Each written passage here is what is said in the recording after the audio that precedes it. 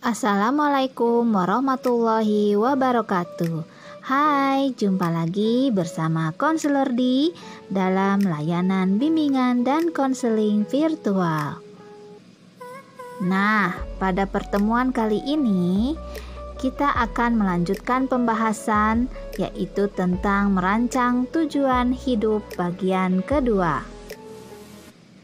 Namun sebelumnya, Ibu ucapkan terima kasih yang sebesarnya kepada kalian semua yang telah berusaha untuk menuliskan beberapa macam tujuan hidup kalian masing-masing. Dari sekian banyak komentar yang masuk di kolom komentar yang Ibu simak, sebagian besar kalian masih menuliskan tujuan hidup yang bersifat umum, dalam arti tujuan yang memiliki arti yang cukup luas serta tidak spesifik. Nah, hal ini yang akan kita bahas kemudian.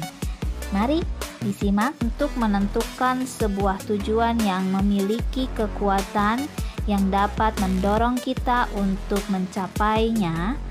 Ada beberapa hal yang perlu diperhatikan. Pertama, buat tujuan hidup yang lebih khusus atau lebih spesifik. Sebagai contoh, misalnya saya ingin menjadi dokter.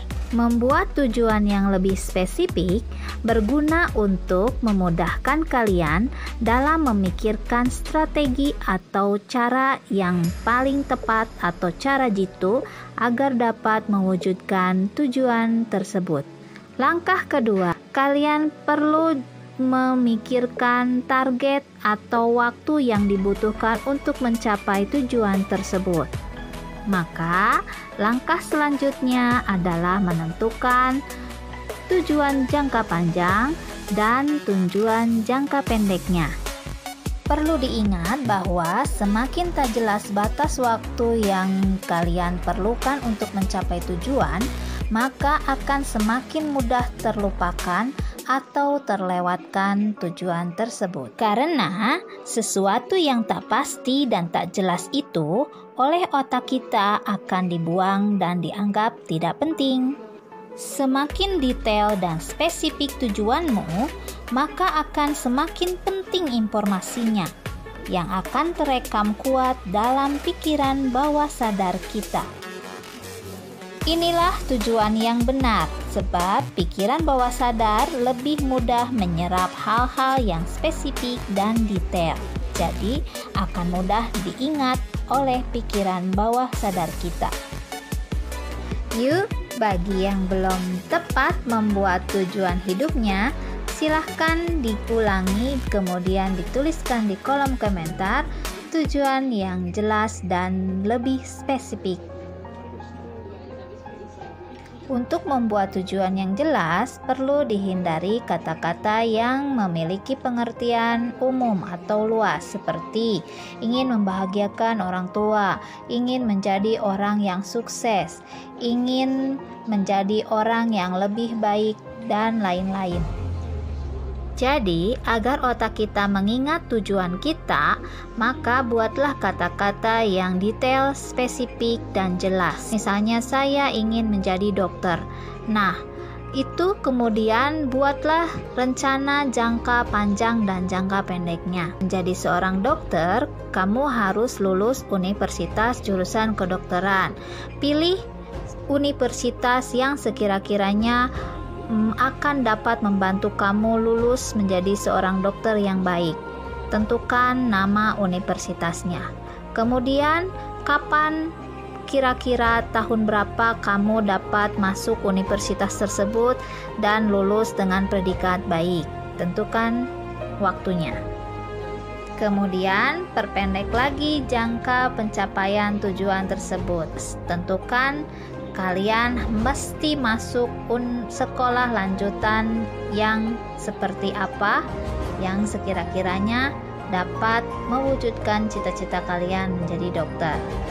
Mau pilih SMA, SMK, atau MA, beserta alasannya mengapa memilih sekolah tersebut.